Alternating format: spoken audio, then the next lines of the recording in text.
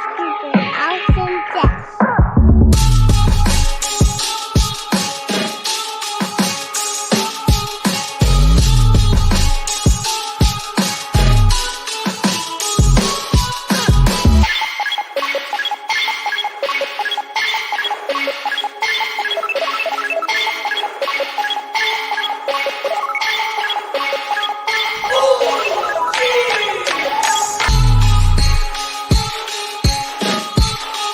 Welcome, everybody, to another episode of Inside Scoop with Alex and Jeff. I'm Alex Dingman. I'm Jeff Doss. What's up, guys? This is the Inside Scoop, and man, I am pumped up. I'm excited. We missed you last week. We missed Feels you like I last haven't been here in 6 months. All I did was miss I know. 1 week. It But I has kind of missed 2 shows, though, because I missed Peyton's show. I'm bummed about that. Oh, yeah, you missed the Peyton show. Yeah, that's true. That's true. Still trying to find this on the show. All right, on my thing to share. But yeah, so we miss you for that. We had a great show with Peyton. We also had a great show. The NBL episode, I think, was awesome. Yeah. A lot of fun sharing. I hope you guys, if you haven't listened to that yet, or go on YouTube and watch, or also listen on the pod. All right. Let's see. If you don't know, again, we're sponsored by Virtual Fight Tour. Thank you to everything that Virtual Fight Tour has done. Last week we talked about, what had happened at a little bit of what happened at King of New York. And again, from everything I heard, just great event. And guys, make sure you guys comment, let us know who's there, who's watching, and share. And we have a great episode. This is episode 209. We are getting up there. We've done this for over 4 years now. And it's pretty safe to say we're probably the ones that probably the longest ones that have done this weekly, So this has been a fun ride. And thank you guys so much. What does that really mean, Jeff? Means that we love this. Haven't stopped. It means a couple things. Either we just love this a lot. People like to hear. I mean, I guess at least whether they like to hear or hate to hear what we have to say, they tune in to hear. A little bit of both, right? Or we're just like we got nothing to do, or we just make our spouses pretty upset because we choose to do this for 4 years straight. There's truth to all of those things, I think, my friend. Actually, tonight was not the case. Tonight, I was a little upset. One of my kids was like pouting and throwing a fit, and I don't do well with that. Like if they do it out of nowhere. And then Lindsay was like, you know what? Just go down early, log in, do the podcast. We'll be good. So now she's like, just go do the podcast. You'll be all right. I'll take care of all the mayhem. Like, are you kidding me? Yes, thank you. That's crazy. All right. So, man, where are we going to start? Oh, all right. There's something I have to set straight. This is just a funny thing that has happened to me over the past couple of weeks. If it was one person that said this or asked me, it would have been one thing. But when there's multiple people from different areas, all right, asking me this thing, all right, my friend, text me and he's like, is it true that you got mugged at Diamonds? And I was like, what? No. And then I was like, wait, this year or last year? I'm like, wait, what are we talking about? Like, where does this come from? Where'd you hear this from? Still haven't heard who said it or what's going on. Then a week later, and then someone again says they're at a tournament up north, like in the main, like Crane area. People that don't even really follow NASCAR asking about, hey, did you hear Jeff Doss got mugged at the Diamonds last year?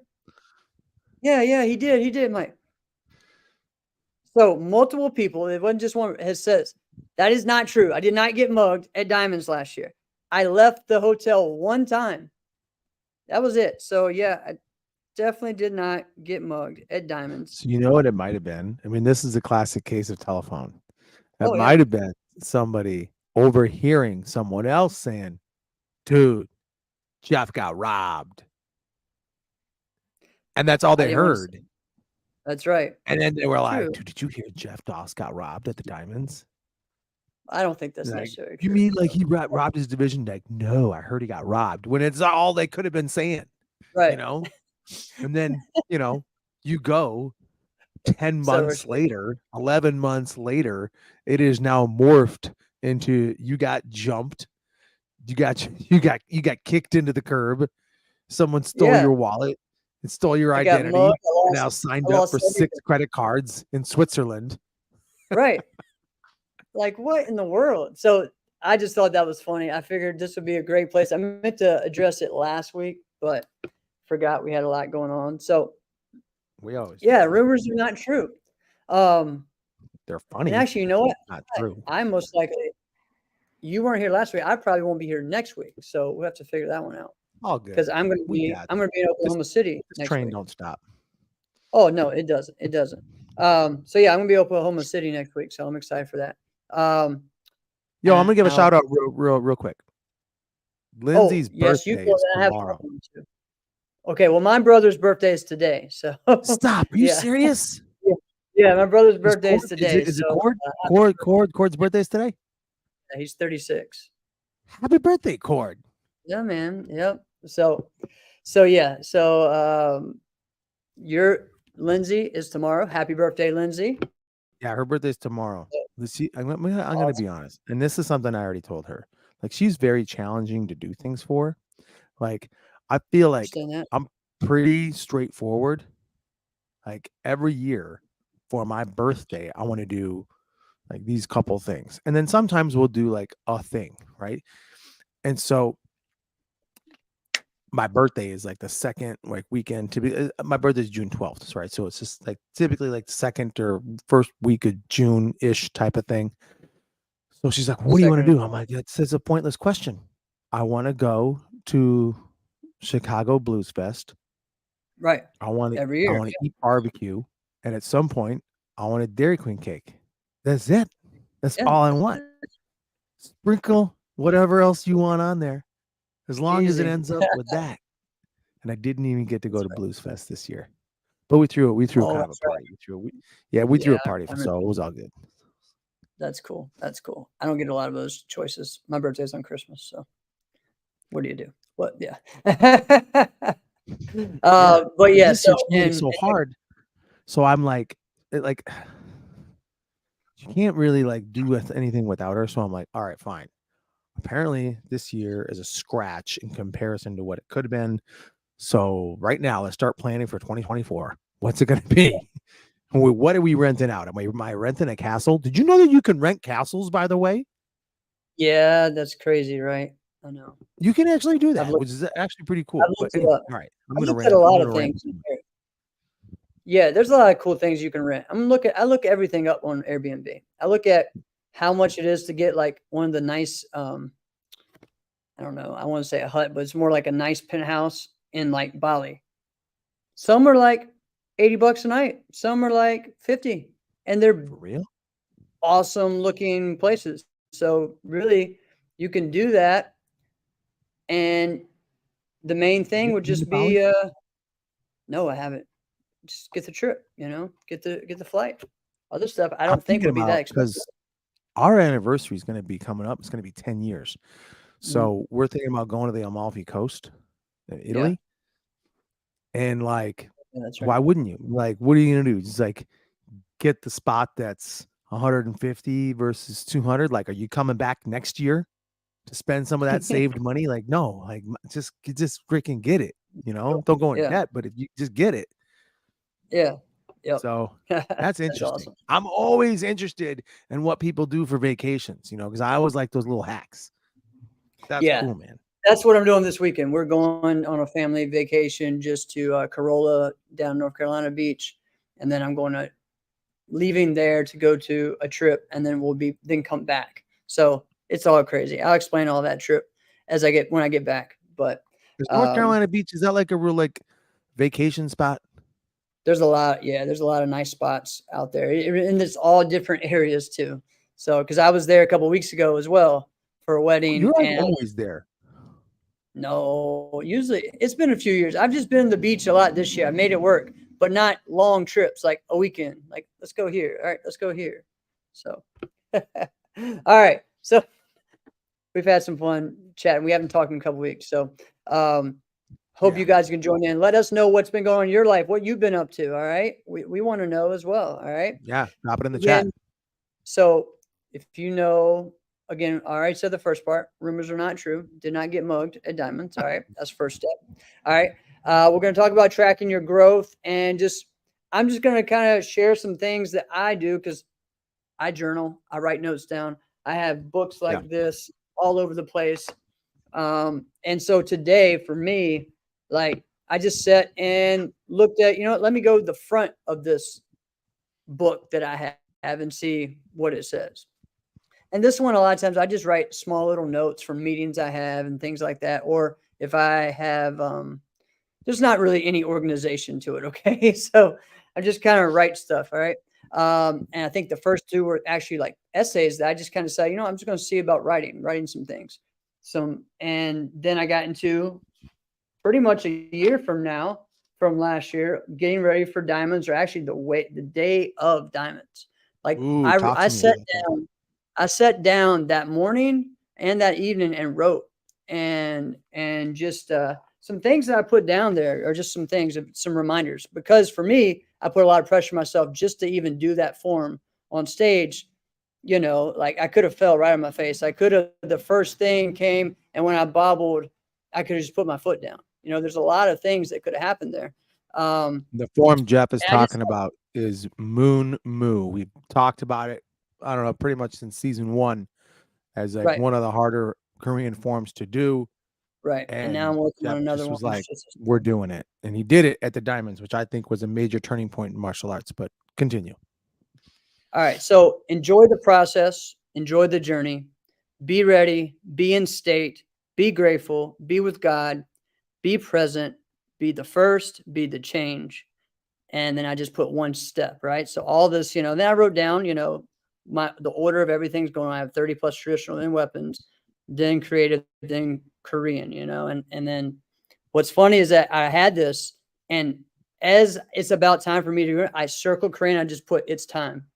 Like, I'm going to my journal. I don't always do this. I don't know. It was just one of those things that weekend where it was just like, you know what? I need to document this. Need to put different reminders to remind me of this moment, so that way I remember the next times, right? And I just put, win, of course, shake it up. What am I feeling right now? There's, some frayed, some nerves, but that's over. And then just put some things like to remind myself, I own this form. I'm ready. I'm blessed. I'm yours. I am a champion because you are my champion. And, and a lot of that is, I listen to a lot of worship music and things. And so that is one of my favorite songs, Champion. And then I just put after finals, I felt happy that I went for it. I know what's ahead. This is just the beginning of a journey towards not holding back. Some ideas that I want to get better at, improve my left leg kicks, right leg balance. If I can take big steps and risk, I have the courage to do anything. And I did put down, I was frustrated watching the video. Okay. The first time I watched the video, I was frustrated. Then I watched a different one and I was less frustrated. Like the camera view and the camera angles were better. So it's kind of funny just looking back at that almost a year later as I get ready for Diamonds, coming up. So, I just these things I think are important. And I think, I also put it's about the long-term journey. I did Moo because I needed to for myself and personal growth. Also to show the degree of difficulty and to inspire more Korean people to push on stage. And then I can do any form now and grow no matter what it is, because I had the courage. If you can do that one, you really can do any form. Right. And, and I think, and I'm not saying this to brag myself. I know a lot of you guys may think that. Some people probably do. I'm giving you guys just kind of like the mindset that it takes right now. All those things I said, what's funny is that a year later, Korean Challenge, all this stuff has happened, right? Being able to do the certain things, continue to do this, go, I put down different goals that I want to, reflecting on 2022 into 23. I'm going to win AAU nationals. I put those things down. You speak it, you pray about it, it comes to existence, So really, I think that's an important part of growth that I hope competitors are doing, right? Yes, Juche, I'm working on that one as well. I've been training that one. So I really think that that's an important part. Where do you feel like, as far as tracking your growth, also maybe just the mental side? What's your Yeah. opinions on this? Well, what's my take on it? So I like what you did first when you said that you basically brought out your notebook. So for me personally, it doesn't matter what it is. If I don't write it down, it's it's just a thought that I won't get back unless it's another random thought. Like I need to actually write it down. So I Right. do that. So I write it down and I started having like quarterly check-ins, you know, Good. um, as to what it is that I want to do with those goals. So I remember, okay, take people back like 20 years. Okay. And in the circle of people that I was with in Minnesota at that time, we were all aspiring. Nobody was Right. nobody was great. Maybe a couple of us were really good, but all of us were good. None of us would sniff greatness at that time. Not even close. Shit. Yeah. Greg was still playing football. Greg Betlock was still playing football at the University of Minnesota. I hadn't even coached him out of football yet, which that was crazy to think about. Convince a collegiate athlete to Breon's stop fist, playing football and do karate. Breon's fist, great job. I love hearing that. Just about having the setbacks and continuing to get into it. So keep that up, bud. Go ahead.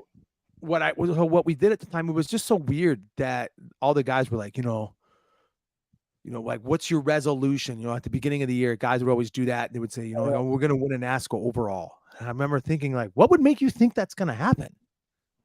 Right. Like and I didn't verbalize this. And I remember thinking, like, what would make you think that's going to happen? Like, I think you won one division last year, right? Like, nothing's really changing. So I don't understand what would make you think that's going to happen. Now, and I'm not trying to like put anybody down, but if something's going to change, something has to change. I mean, right? Exactly. Right? So, okay. So you got to put things in motion. So, and one of, I used to talk about this guy a lot, but I'm going to talk about him right now. So Hamid Farouzi is a very interesting guy. I mean, he's interesting in that he's kind of, if you train with the guy, like you want to get better because you just see like he just every single thing that he does is very calculated and intense, right? Yeah. When you train with BJ Carnahan, you want to get better because you might die, right? There's two very different things, right? Right. Two things. Like you mess up with BJ, he'll knock you out that night, and that is not an exaggeration. It happened to literally has happened to every single one of us, single one of us, including big head ass Greg Betlock. So anyway, I remember training with Hamid, and he was like, I think I want to start lifting weights. And he's like, can I come with you and start lifting weights? Now, at the time, I was a big meathead, right? Like I just loved it. I just think it was so much fun. And at the time, you have the F it diet, which is like eat whatever you want, F it, deal with it at the gym. Right. You can still get yourself down to like 8% body fat. If you just really busted it, you could do it, right? Right. But Hamid walked around at like 4, and you're like, what's wrong with you? Right. So this guy, but he didn't know. I remember like I'm always like walk around, I'm always 50 pounds heavier, 50 pounds heavier than him. And I remember the first time we went to go lift weights together, we were doing chest and something else. Oh, I think we're doing chest and legs. So it was a pretty big day, right? If anybody who's a weightlifter, you understand like that's going to be a task. Yeah. Right. Right. So we're doing, and I don't tell Hamid that like, all right, this is going to be heavy. This is going to be hard. So we're doing incline bench press, and we're at 205 pounds, right? It's a 45-pound plate on each side and a 35-pound plate on each side, plus the bar, because the bar is 45 pounds, right? It's funny. Meatheads can do math as long as they add in increments of 45 really Right. well. Right. Right. So anyway, Hamid at like 140 pounds just doesn't understand that should be hard to do. Right. I Right. went first for everything that we did, and he just did everything I did. And I'm like, mother effer, what? What are you doing? Right. And he's just like, homeboy pumped out 10, and it was hard, Yeah. And then that brought me to this mindset, and I'm like, this is it. This is it. And I understand that I'm rambling in this moment, but I want to bring you in to a martial artist mindset, because at that Right. moment I was dabbling into a meathead mindset, right? Like I've already mentioned, like I really enjoyed that. We were training, and now I'm going to a different direction, but I'm going to circle back, I promise. We were training at this one training facility. They all exist all over the country now. And this place it was like a speed, Yeah. agility. You mentioned this on the May Reyes show. Yeah. Right. Yeah. About that type the real strength and conditioning type agility programs. Yeah. And they Right. told you to do something till failure. Do something Right. to failure. Okay. Thank you for making me repeat this, Jeff. I appreciate that, because I would have. All right. Right. Yeah. Now you know me well enough. I love our relationship. So anyway, yeah, essentially they were like, do this to failure. And we didn't understand what that meant. So, and this was the same type of thing with Hamid. Like, we put on so much weight, he should fail. But he didn't understand failure, right? He didn't understand that, right? Just like if you told us, like, all right, just do 200 push-ups. You're like, all right, this is about to suck, but I guess I'm doing 200 push-ups. There's not like, if you're like, if your instructor just said, Jeff, do 200 push-ups. Yeah. Like, oh, you're just doing 200 push-ups. You understand it's going to suck, but you're just doing it, right? There's not an option, right? And I remember this was just so interesting. I'm like, crap. I love martial arts. I love martial arts so much. When I watched him in that moment, I'm like, he's not doing this because he's a good weightlifter. He's doing this because he's a good martial artist. Right. So after that moment, he's like, I am going to be the best lightweight fighter this year. 100%. Nobody's going to be better than me. And in my mind, and I think I even said this to him, I'm like, Jason Borelli still does karate. I'm just telling you. I don't know, man. I'm just saying he's out there and he still kicks, right? And he didn't care. He was like, I'm going to drop him. I'm going to do that. And he had beaten him before. And I'm like, I don't know, man. You say so. So fast forward, just like what you were doing, Jeff. End of the year comes. He beats Jason Borelli for a super fight final that goes into like quintuple overtime. And I'm right behind him, cheerleading him. What's the dude say? See, mother, I told you I was going to beat him. I'm like, yeah, you did. All right. I'll eat all that crow. I'll eat all the crow. But I think what was different about him in that moment is we all have some goals, but we don't necessarily analyze if they're good goals for us. Yes, he was able to look at that and go, this is really what's missing for me to be able to fight at the highest level. Right. And interestingly enough, this is like as strange as it is, Hamid would never lift weights with legs. He would never, he would never do squats. Right. And I'm like, he wouldn't do weighted squats. And I'm like, dude, look at your watermelon type quads. What are you talking about? Just do some squats. It's not going to be hard. Right. You're going to be just fine. And he's like, no, I don't think it's going to be helpful for me. He just wouldn't do it. Yeah. It worked out. Yeah, it worked out. That's awesome. Check-ins, I think are really appropriate. I typically set goals that are going to be pretty much impossible to reach. Right. Yeah. And then your work, and I've achieved a few of them at times that I thought there's just no way, right? Let's do this, let's do that, right? And, some of them are, I know I'm going to fight this guy a few times. I'm going to beat him. I understand he's kind of out of my league, but this is going to happen, right? And I'm going to beat him, right? Well, and if you go about the right way, you make the steps of the how, right? Well, how is this going to happen? What are the things I need to do this? And you start doing it, And a lot of times if we don't write it down, like, well, if we write it down and we think about it, our body and our mind starts figuring it out of what it needs to do, what that process is like. Oh, I'll tell you one very specific thing I had in forms. One time I said, I'm beating Marcel Jones. I said, I'm going to beat Marcel Jones in Korean.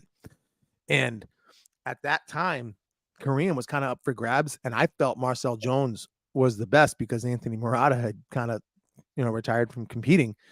Right. And so I'm like, it's Marcel. And I said, I think I'm a better kicker than Marcel Jones. Marcel Jones has cleaner hands. I need an edge somewhere. I'm going to make my back stances, because they would have flaws at times. I'm like, I'm not going to have any flaws on my back stances anymore.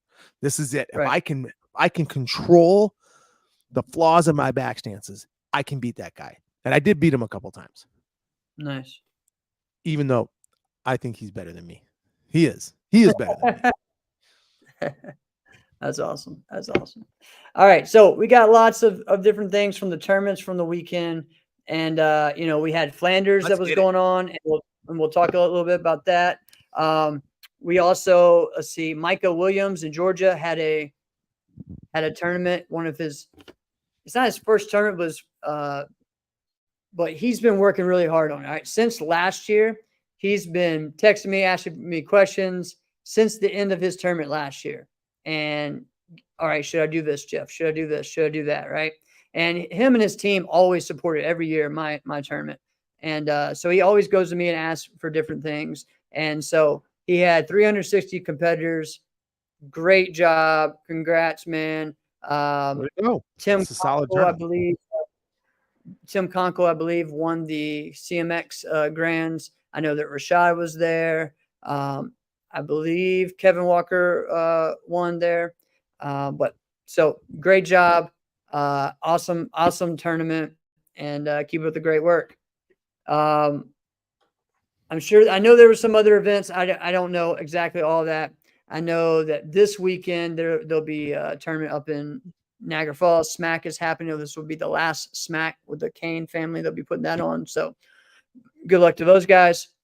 But we had Flanders going on, right? So Flanders Cup, it's been a pretty legitimate tournament and a big WACO tournament in Europe, in Belgium, right? I believe so, yes. Okay, I was making sure I got my geography right. And Bailey and Enrique were both there, right? So we got where they also did teams. I think they won teams. I'm not sure if it was a 3-man or a 2-person, but it might have been 3-person. But I also saw a picture of them two by themselves as well, possibly doing tag team, I guess. Must have been that, right? You guys know, comment on that as well. They both fighting, and one won the division, beating the other, and then one won open weight, beating the other. I don't know exactly which one won which, all right? I just seen photos of one and the other, all right? Right. And it kind of gets me to thinking, okay, here, we, especially now in the past 2 years, we kind of see a big gap. I don't know if we see a big gap, but we see a gap, especially this year. Bailey is the person, right? He's the man. He's the best. Right? And he's the best. And there's there's a couple that are like right there. Right. Yes, Dwayne. Oh, there was Warren, it was a 3-man team. Oh, and Dwayne Warren. Yeah. That's a good team right there, man. Yeah. That kid's got some moves. I like his footwork. So it's interesting to look at. If we go back to when these guys were juniors and they're moving up, right? We're like, okay, these are the two guys that are going to be it. And then they kind of trade a little bit back and forth. Enrique won his divisions. Bailey always won his division, and they would meet. Enrique beat Bailey maybe once or twice, but Bailey was mostly the dominant one. But if you look, though, Enrique was the one that kept going to WACO, kept going to Europe. And in many ways, these two guys, over here, we see Bailey as the dominant one, right? Over Yes. there, I believe at Waco tournaments, it's probably equal, maybe even the other way, because of just Enrique's gone to many tournaments and won the open weight or been runner up, right? So it's just an interesting thing to see how this connection has continued on, right? Because we're looking at what, 21, maybe 22 age now. I don't really know how old these guys are. That's I always would the say hardest that part. you're pretty close. Yeah, Somewhere in 21, there. 22, 23, something like that. So, Yeah. you know, I Still believe not renting a car. I believe Enrique's leg over there is just something that and I'm not gonna say there's not kickers over there. There's a lot of really good kickers there, okay? But But not as good as him. not like him, not with the poise to hit and hit with power that's going to affect your stance. A lot of the other guys you see, I mean, you look at someone like Sandro, what's his last name? Peters. He has great kicking, right? But Yeah. I don't know if it moves people like Enrique's can, especially for his height, for his size, you know. Let's look at this. So Rashid, I guess, has been watching all this. So Bailey's timing was a bit off, but a pretty close fight. Both are just amazing. So Yeah. We Enrique appreciate won the the open comments too, weight. Holmes. What do you say? I said we appreciate the comments too. Yes, thank you so much. Latona won the open weight and looked sharp. So Bailey that won the stuff does division. not the open surprise weight. me. Seeing No, it does it's not surprise surprising me. me either. I just think that other people outside of it all don't really notice it enough. You know what I'm saying? Like, I feel like right now Yes, everyone's talking about Bailey, but rightfully so, Enrique. though. Oh yeah. Here's But what I'll remember tell we you. have said who's Listen, one of the people that I think in a team fight you don't want to see at the end.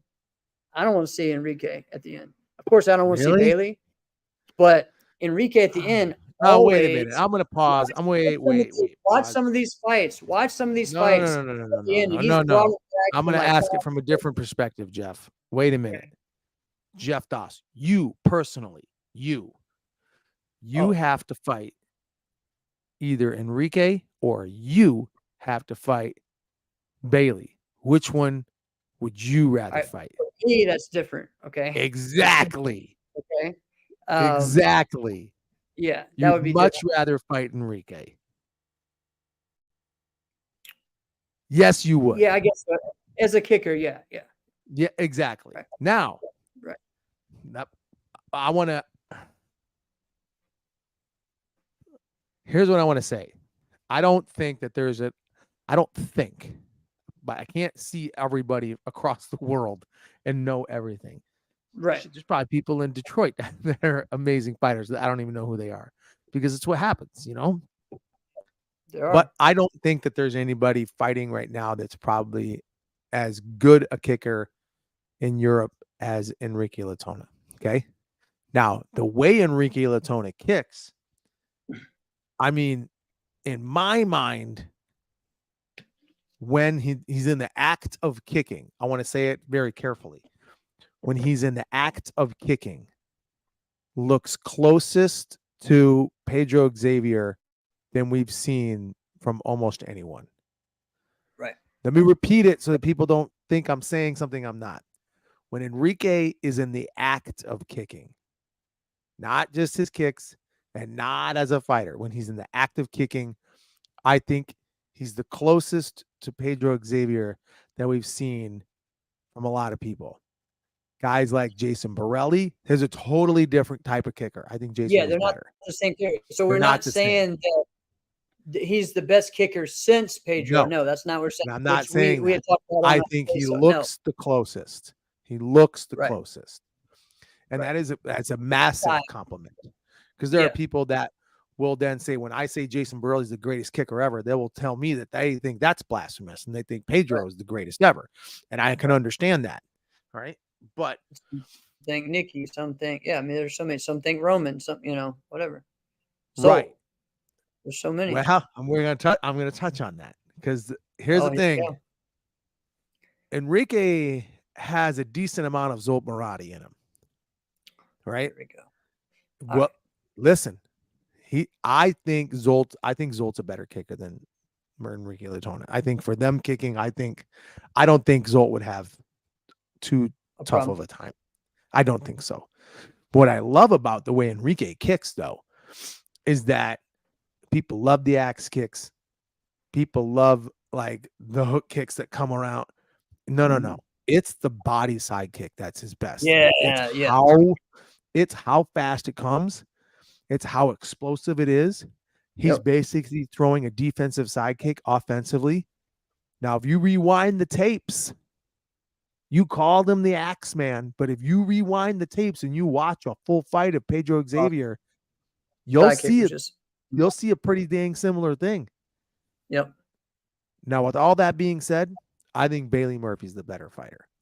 It is way harder to do what Bailey Murphy does than to do what Enrique Latona does. All right? What do you mean? Okay, thank you, because I'm going to explain.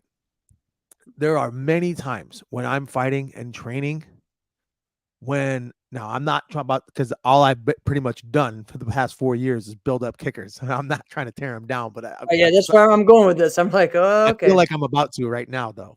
Right? There are many times when I'm training and I feel like I know what work I should do, but I feel like I could just pick my foot up and kick and be done. You know? And for me, it's easy. You know, I can just float a hook and then pop it over to a round and just go pop, pop. And I knew you were going to bite on it. Right.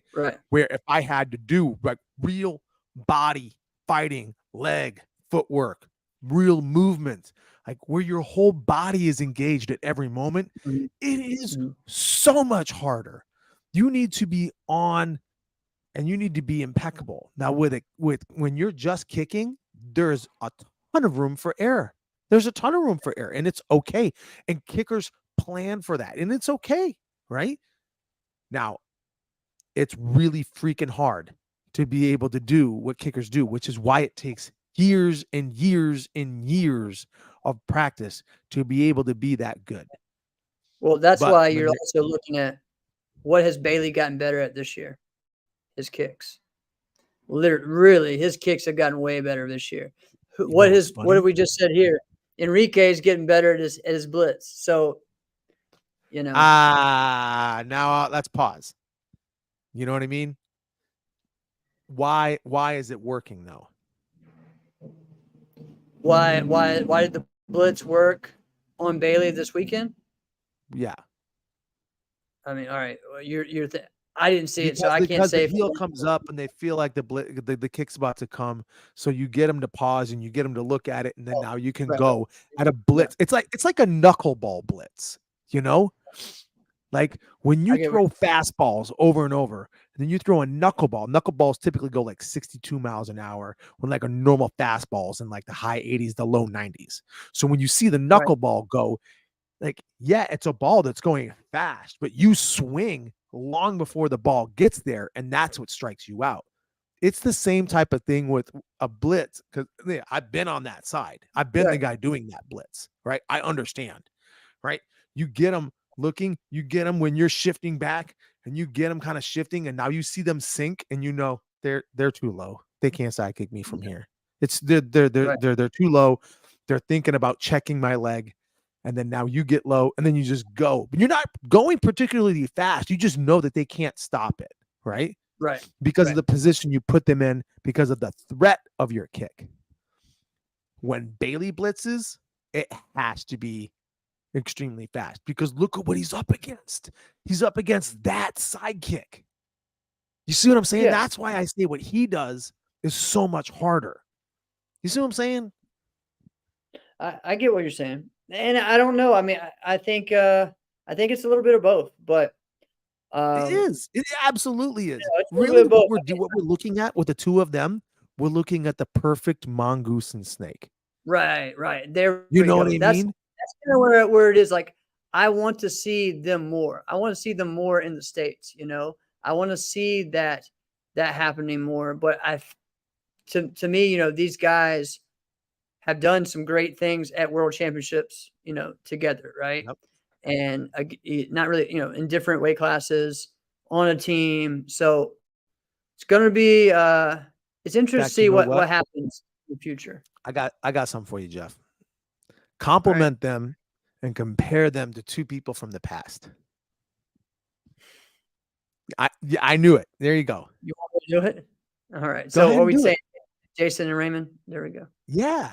Yeah. And then listen, that is massive compliments to the both of them, because we don't It know is. if they'll ever live up to that, But Right. you want to look at Jason and Raymond from like 2002, Right. Or pretty 2000. comparable, don't you think? Or even 2000. I'd say 2000, 2001, Sure. 2002, and then Pretty and then that's what I'm at saying. that time Pretty too. comparable at Right this now, moment. we have so many other great fighters as well, and it's very comparable to that time with Jotty, Trevor, Brian Plimple, these guys that were big. Even Preston was still a threat at that point and beating people. Well, we got that now too. I mean, look at that. When you say Kevin Walker's not the young pup anymore. No. Well, I Kevin mean, Walker's been in the adults for over 10 years now almost. We have Avery. We have Devin Hopper on his way up. We got, so many. I mean, we got Christian that is winning overalls. We got a lot of guys. We got Cam Dawson, so yeah, it's a great time to be going to events, even just to be a fan. It's a great time. Okay. Yeah. And really, it really is exciting right now. All right. So we talked about these guys. Great job. Congrats. All right. We got less than 20 minutes. I got a random one for you. Oh. I haven't done this in quite a while. Mm-hmm. VFT wish list. Oh, okay. Devin Hopper versus Christian Rivas. 3 rounds. 5 rounds. 5? I don't know, dude. Listen, I got into an argument with someone about Muay Thai, and the guy is a Muay Thai promoter, and he's like, this fight was so good, but I don't think the winner was the right one, and that's why there should be more than 3 rounds and more than 5 rounds. I'm like, you realize, like, they're just beating the crap out of each other, not right? the one on the line. Yeah, exactly. And it's like, he's like, yeah, but this will make it more rounds, more money. I'm like, no, listen, these guys have like 200 to 300 fights under their belt. They fight like 20 times a year. Okay. Like, they wouldn't be able to do that if they're fighting 10 rounds. Okay. Or even, okay, a championship is supposed to be 5. All right. The game is a faster paced game because it's 3 rounds or 5 rounds. If it was even when you see a championship match in Muay Thai or even K1 kickboxing, that first round is kind of, they're feeling each other out. So it's one the whole or the other. thing of give us more, I don't think that's going to be I even a lot of times feel that way at point fighting. When we have a 2-round fight, I'm like, I'll come back the second round. I'm going to go to the bathroom the first round. I'll come back the second round. Because a lot of times it'll be just nothing. They'll be feeling each other out, this and that. So imagine if that's going to happen with Muay Thai. I'm talking about Muay Thai because if you didn't watch, dude, go and watch one fighting championships. It is awesome. Most of the card was Muay Thai. All right. There was a couple other things, but it was in Thailand. It was insane. Okay. Just every time these guys hit, the crowd were like, wah, wah, ah, ah. Like, it's the most exciting thing to watch. All right. But you had these 2 legends, Superlek versus Rodtang. All right. Both of these guys, Rodtang's the champion. Superlek was coming in to win another title. He was like going down a weight class to win a championship. Right. He ended up not making weight. It was probably way too much for him to get down to that. He probably shouldn't have been. Right. And so here, let's look at this. Yeah, so even 3 minutes is too long for a round for sport karate. Look at traditional fighting.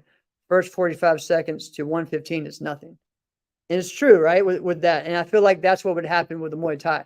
But these guys, first round, Rodtang comes in and he slices this dude up with like inside elbows. It was beautiful. Just this guy had a cut straight down here and one down here, right? It was crazy. Leaking the whole thank you. That I don't first want none of round, I'm that. like, oh, this is done. Rodtang is just way better of a fighter. He's just too quick inside, and Superlek is a lot bigger. Then But Superlek then, comes out and he kind of stops the inside game. By any time that it was happening, his hands were always there, right? And then he just started throwing the knees and throwing the knees. And then he got to a spot where he pushed 1, 2, 3, 4, 5, and dude's ankles just kind of come out from underneath him and drops him, right? Now, Rodtang gets right back up. He said, oh, that wasn't a knockdown. His ankles went because of how he was hitting them, right?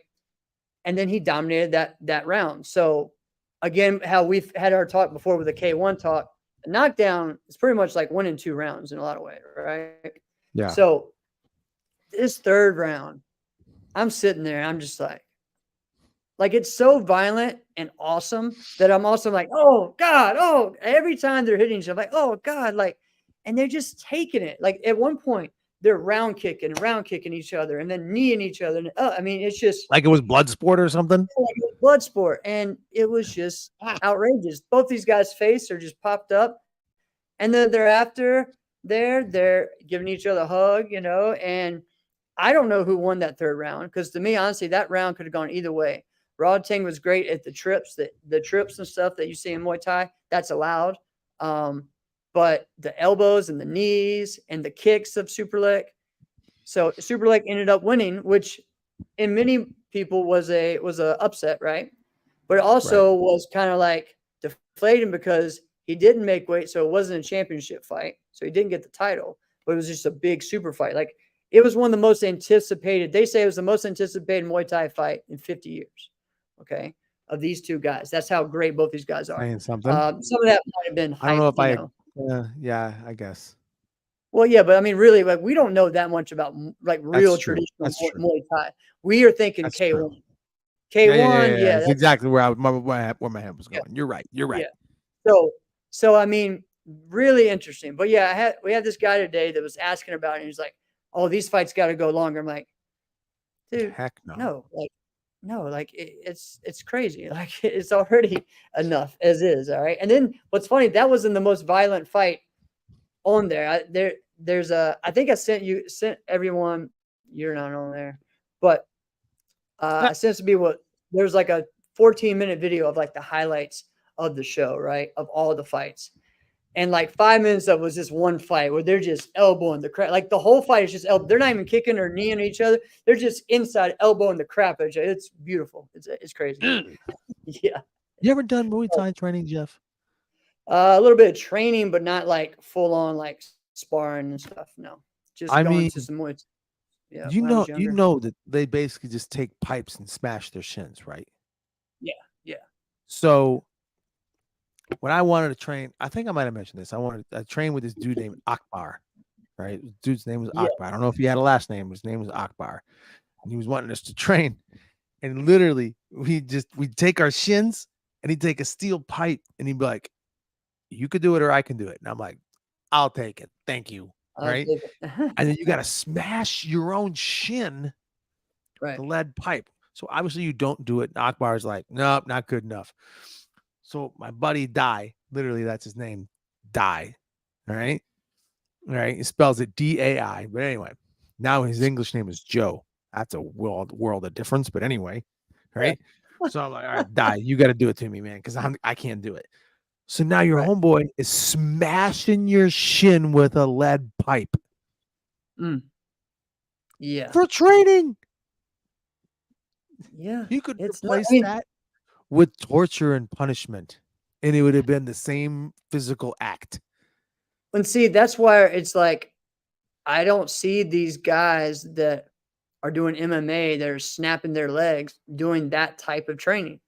You know what I mean? Like, there's a whole different level. Like, when I watch a Muay Thai, I don't have to worry too much about that, right? But the legs snapping. That though, Jeff. So years later, I'm having like this intense knee pain. I'm like, oh man, but I don't really think much of it because karate guys in knee pain, that's like breathing Right. and walking, right? Right. And I play basketball 3 days a week, right? Basketball players knee pain, that's breathing and walking, and no big deal. So I'm like, you know what? Let me just go to my, my ortho guy's pretty solid. And he starts talking to me about it. And he goes, you know what? From feeling around, you probably, damaged your patella tendon.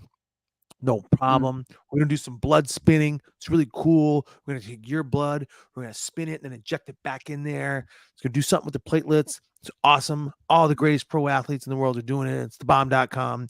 Just to be sure, let's get you an MRI before we do it. Turns out, Jeff, that my leg has fractures all up and down. And the guy says, I don't understand how your leg is not just completely splintered. Like your leg could just snap at any moment. Right. Right. Wait, what? And he goes, What? yeah, let's just schedule you for surgery next week. I'm like, surgery? And he goes, well, it's only called surgery because I have to make an incision. But what we're going to do is we're going to inject like straight into my bone, right? Like calcium and like phosphate, I guess, or something Yeah. like that. And he goes, but before that, you're going to take all these pills. So let's just schedule it for Tuesday of next week. And I'm like, no, I got the Yeah. US Open coming up. I want to test for my, at that point, 6th-degree black belt. Like, no. Right. He's like, you're out of your mind, right? You can't actually do martial arts with your leg like this. And I'm like, well, haven't I been doing it? So, I mean, what are we talking about? He's like, but you understand the risk involved. So that's what you're saying, Jeff. So you're saying like these MMA guys, if they train Muay Thai, however, I did, and my leg Yeah. was almost in a million pieces. But Hey. I don't know. Maybe that's my fragile self.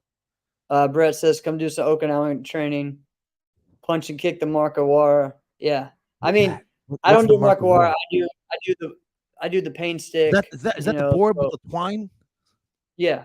Yeah. That's what the Markawara is. Yeah. I do a lot of the bamboo stuff and the, and then the hard, like the real like super thick, that we hit. But, and then the other thing is doing, even just getting like a glass bottle and just hitting your shins. You're supposed to do that and roll it down in. I want to just take a slight pause on this. There's a reason why I will never do any of that stuff again. I have reached the point of life where if I feel like there's something that I don't enjoy every moment of, I go, no. Yeah. I don't want to do that. No. I'm not putting myself through that anymore. Forget it. And really, honestly, it was the moment when I decided, like, I think I'm done competing in fighting. I think I'm just gonna fight all the time, but I'm not gonna compete. Which I'm telling you, don't ever do, Jeff. Don't ever do this. I know that people press you, and you probably think like, I don't know, how long can I do it? Jeff, do it forever. Don't ever stop, because it is a dramatic shift in what happens with you. Don't ever stop, because now to go back, oh my goodness. And I know I will, but it's going to be a lot to do. So don't ever stop. But now I reached the point where I'm like, F it, I don't care. I'm going to do whatever I want. And smashing myself with a glass bottle sounds like taking a dirty fork and shoving it in my eye. I don't want nothing about that. Right? All right. So, hey, we got some news that we got to talk about, though. What? Come on. Oh, which thing? Oh, Karate Combat. Yeah. So Raymond just signed a new contract, multi-fight contract. I don't know how many fights. I'm thinking it's probably 3 to 4, kind of like what he did before. So yeah, I would say 3 probably would make sense. Yeah. So he is back on, and excited to see it. Like I really think he's obviously a big boost for them, and it's exciting for us. So I think it's going to be great. I don't know what his next fight will be. I think that's the hard part with our guys. It's getting fights for them. That's Ross has had a heck of a time finding someone to fight him, and he's the champ. Everyone should be trying to fight him. Do you think it's because they can't get anybody to fight like Ross, or they can't get anybody to fight Ray? because the guys, when they like, hey, you want to, we'll sign you to a karate combat. Here, you get to fight Ross Levine, and they're like, deuces. Do you think that's possibly it? Maybe. I mean, I think there's some of that. I don't know. I just feel like a lot of these guys. I don't know. I just think that if this was MMA or something else, or even kickboxing, you'd be like, oh, this karate guy has no shot. We're gonna wipe the floor with them. They don't understand. We're real full contact fighters, right? So, and yeah, there's a new MMA fighter that he didn't really call him out. He just said, "Hey, I would like to fight him, but I respect him." He wasn't talking trash. He was like super respectful. Right. And I think he was from he was either an MMA fighter, but also a kickboxer. But also even the guy that Raymond fought last time called out Ross like after that guy's first fight. He was like, "Who was that? The champion? The Levine guy, the singer from that band." And that's what he said. No. Yeah. And then that guy lost his next fight and then lost to Raymond. So Oh yeah, I heard about that, dude. yeah. So that was funny. I was like, oh yeah, because I thought that guy was going to be a great, and actually he probably would have been a great fight. He still could probably be a great fight for Ross, but he needs to get some more wins. So I don't know, man. I think it's in this realm, they see where we have an advantage. They see where there's not the cage to stop. There's not the down, there's not the ropes. There's not the, the movement is really free for a lot of our guys. This is really, So, could you imagine if karate combat, like the way it exists right now, existed in the 90s? yeah. Oh, I know. Wow. Or even like, can we just say, wow? early Imagine someone like Anthony Price in their prime fighting in karate combat. Right. What? Yeah. Imagine Nasty Anderson Right. fighting in karate Well, combat. yeah, even Billy Blanks, like he was a traditional fighter. He was a traditional fighter. He won WUCO. He won all kinds of different things. So it's crazy, man. All of them, man. Yeah. I just think I really like karate combat. And here's one of the things I love about karate combat is they took the reverse approach towards every other promoted full contact sport, martial arts, or fighting combat sport. Yeah. It's a respectful sport. Like if you look at the way they promoted Raymond, and it's Raphael, right? Yes. That was his name, right? Yeah. The way that they promoted the both of them, the way that the two of them spoke about each other, it was with such respect, right? It is the polar opposite of every other fighting organization, right? And it actually is kind of intriguing. And actually, one of the reasons why I think it's great is because who is the pool of talent? Where are they coming from? They're coming from martial arts schools. Martial arts schools typically have younger generations as their main student body. So if you are able to produce a product that your main student body can get behind, even though it's full contact combat martial arts, it is fantastic. I can't wait to see what they do next. And also big shout out. So big shout out to Raymond, Ross, Elijah, Robbie. I want Elijah to fight again. He was there, but also Chad Cannon just got a contract. So nice. Awesome. Looking forward to seeing him fight. And he won all of his fights in the Kumite series. So looking forward to seeing when his first karate combat full on fight is going to be. So he's training, man. He's ready. So just awesome to see everyone going after him. You mentioned Chad Cannon, but I actually think Chance Turner could possibly be like a featured fighter.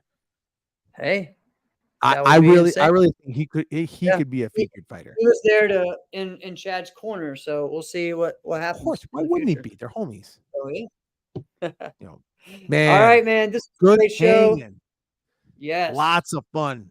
I can't wait for next week. You're not going to be here. Don't matter. We're going to have a great time. make it You're work. going to We'll make you're it going to work. find your way in anyway. We all know it. We all I know it. probably will worry. call in somehow. I Of course you're going to. don't even know where I'll be at yet, but yeah, we'll figure it out. This has been another episode of Inside Scoop with Alex and Jeff. I am Alex Dingman. I'm Jeff Doss. Thank you guys. See you next week, and go out and support Virtual Fight Tour.